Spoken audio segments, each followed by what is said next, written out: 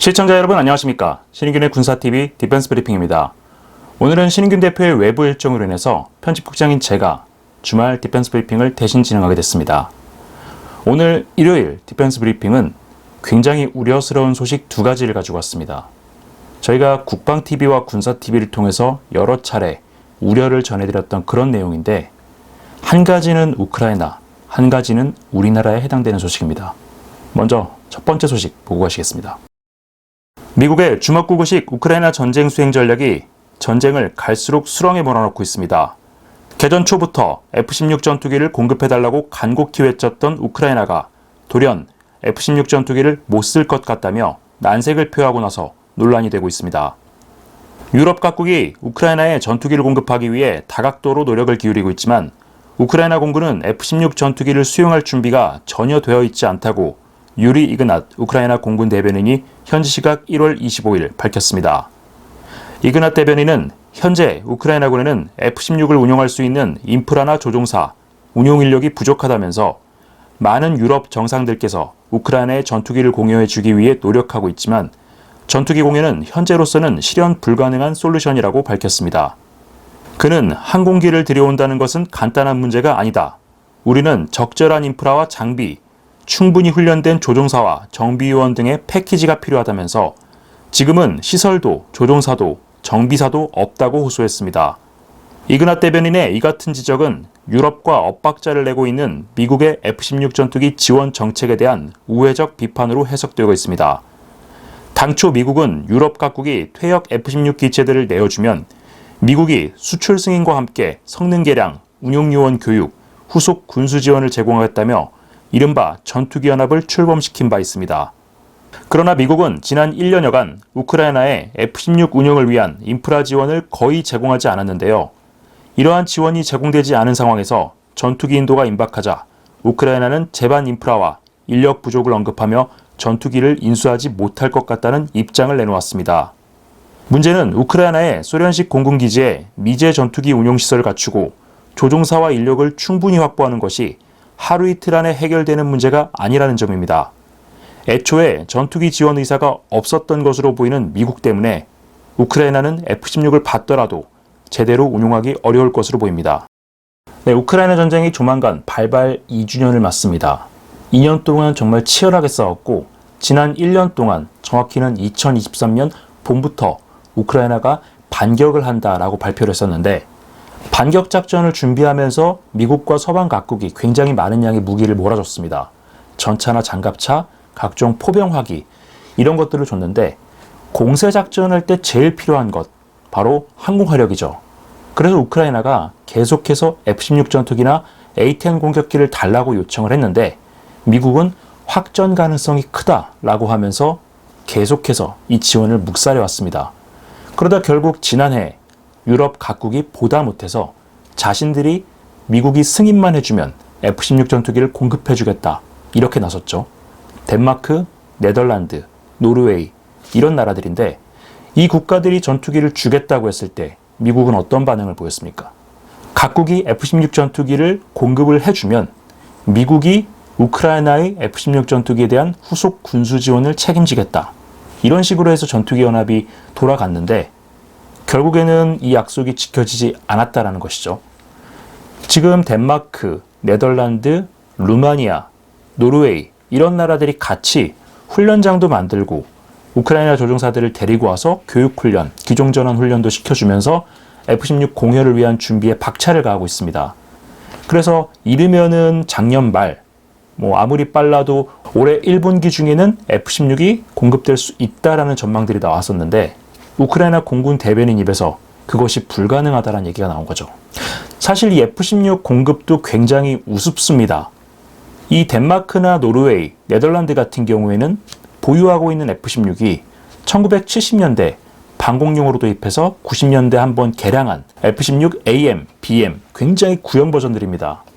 현대화가 어느 정도 됐다라고 가정을 하더라도 기체 수명이 얼마 남지 않은 기종들인데, 미국 같은 경우에는 기체 수명이 넉넉하게 남아있는 F-16 A, B, C, D, 이 네 가지 버전이 사막에 400대나 잠들어 있죠.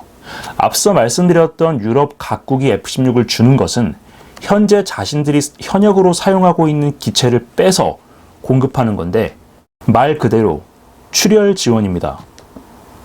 상식적으로 생각해 봤을 때 미국이 사용하지 않는 전투기들, 지금 애리조나 사막에 굉장히 많은 양이 잠들어 있는 그 전투기들을 꺼내서 복구해서 그냥 주기만 하면 나토의 방위력 약화라는 그런 데미지 없이 우크라이나의 전투기를 공급할 수가 있는데, 미국은 결국에는 자기들의 치장 물자를 건드리지 않고 나토의 억지력 약화로 이어질 수 있는 나토 공군력 출혈 지원이라는 결정을 내렸습니다.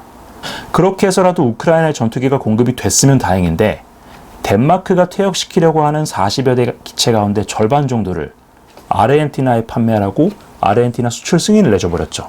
다시 말해서 미국은 우크라이나에 대해서 F-16과 같은 고성능 무기를 지원할 의사가 없었다는 겁니다.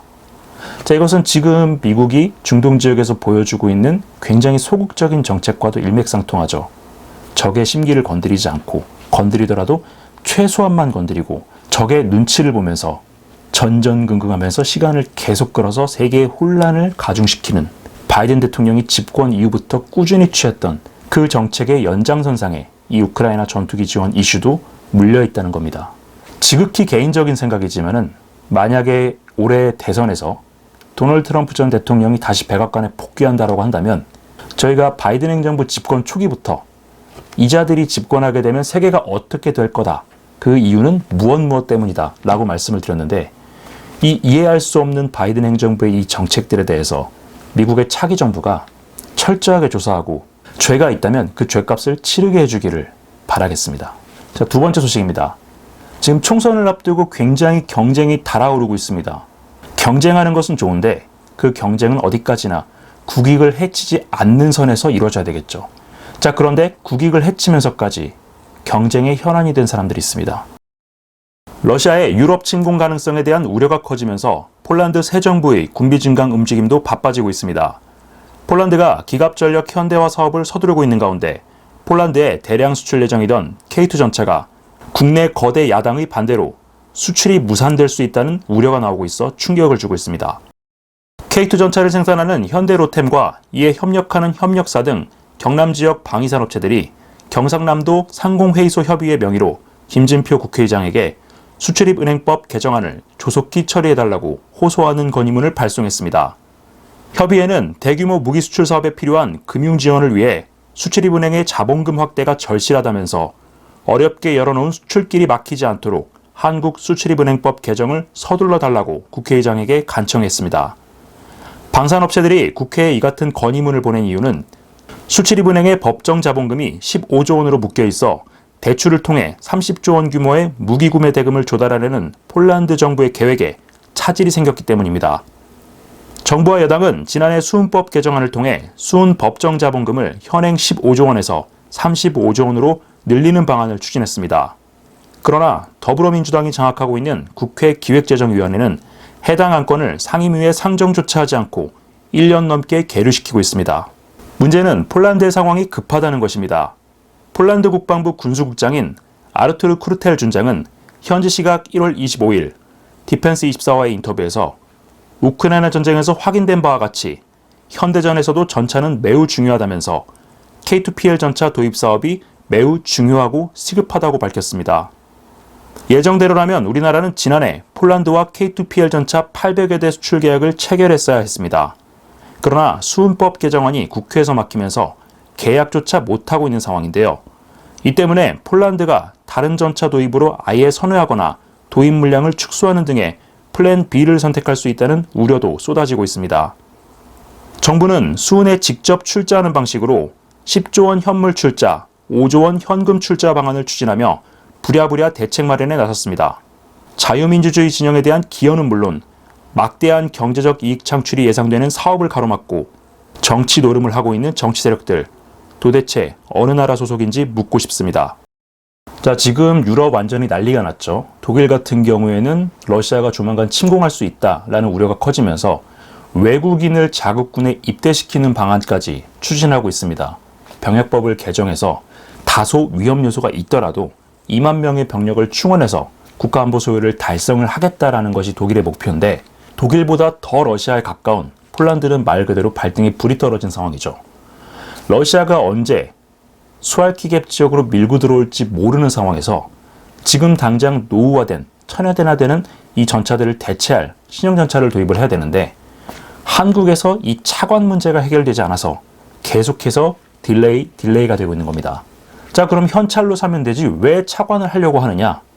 폴란드가 아무리 유럽에서 경제적으로 라이징하고 있는 국가라고 하더라도 이 30조 원에 달하는 천문학적인 무기 구매 대금을 일시불로 결제하는 것은 현실적으로 불가능하죠. 그래서 이 30조 원을 한국에서 대출을 받고 일종의 우리가 자동차를 살 때 할부 금융을 이용하듯이 할부로 이것을 매년 몇 조 원씩 갚아나가는 방식으로 구매를 하겠다. 이런 조건으로 계약을 하려고 했던 겁니다. 우리나라 같은 경우에는 우크라이나 전쟁이 발발하고 나서 전투기, 전차, 자주포 굉장히 많이 팔았죠. 이 파는 것 대부분이 또 대출하고도 관련이 있었는데, 자, 그러다 보니까 수출입은행이 외국에 대출해 줄 수 있는 자본금이 부족해지는 상황이 온 겁니다. 그래서 이것을 15조에서 30조, 35조 원으로 늘리기 위해서 정부와 여당이 계속해서 이 관련 법안 개정안을 추진을 해왔습니다. 자, 그런데 만약에 이것이 국회를 통과해서 수은의 자본금이 35조 원까지 늘어나서 무기 수출이 그만큼 늘어나게 되면 이거는 누구 공이 되죠? 네, 윤석열 정부 공이 됩니다. 윤석열 정부가 계약을 했고 윤석열 정부가 수출한 것이 되니까 현 정부가 이것을 총선에 선전용 수단으로 활용하게 되면 민주당에게는 아무래도 데미지가 가겠죠. 그래서 이 기획재정위에서 아예 이 법안 자체를 처리해주지 않고 있는 겁니다. 자, 그러면 이 시점에서 이렇게 질문하시는 분이 계실 수도 있습니다. 기획재정위 위원장 후 국민의힘인데 무슨 소리 하는 거냐? 자, 이 그림 한번 보시죠. 현재 국회 기획재정위는 국민의힘과 민주당 10대 15입니다. 민주당이 다수당을 차지하고 있고요. 2024년도 예산안을 처리하는 과정에서 우리가 똑똑하게 목도했듯이 예산에 대한 모든 결정권은 민주당이 쥐고 있습니다. 윤석열 정부의 아이덴티티를 나타내주는 주요 사업들, 예산 전부 다 잘렸죠. 그리고 국회 차원에서 소위 말하는 이재명표 사업이라고 하는 사업들은 전부 다 예산이 증액됐습니다. 그것도 수천억에서 조 단위로 늘어났죠.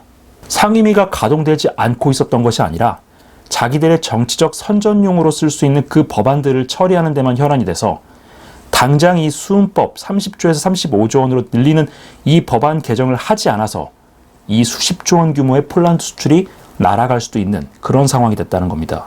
자, 우리는 민주당 정부가 자신들의 정치적 이익을 위해서 국익을 해쳤던 경우를 굉장히 많이 봤죠. 문재인 정부 때도 그랬고 지금도 정부가 바뀌었음에도 불구하고 주요 자리에 알박기로 앉아서 정부 정책에 방해를 놓거나 거대 야당의 지위를 이용해서 정부가 정상적으로 업무를 추진하지 못하도록 말 그대로 식물 정부를 만들어 놓고 있습니다. 자신들이 정부가 활동하지 못하도록 막아놓고 정부가 아무것도 하지 못하면 왜 이렇게 무능하냐라고 하면서 선거에서 공격하는 용도로 사용하고 있다는 거죠. 저는 어렸을 때부터 역사를 좋아해서 세계 각국의 역사와 관련된 책들을 굉장히 많이 봤었는데요.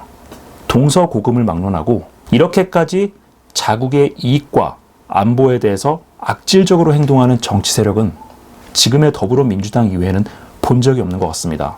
이제 총선이 얼마 남지 않았는데 우리 국민들 현명한 선택을 해서 두 번 다시는 이런 정치 세력이 권좌에 앉지 못하도록 따끔하게 심판해야 되겠습니다.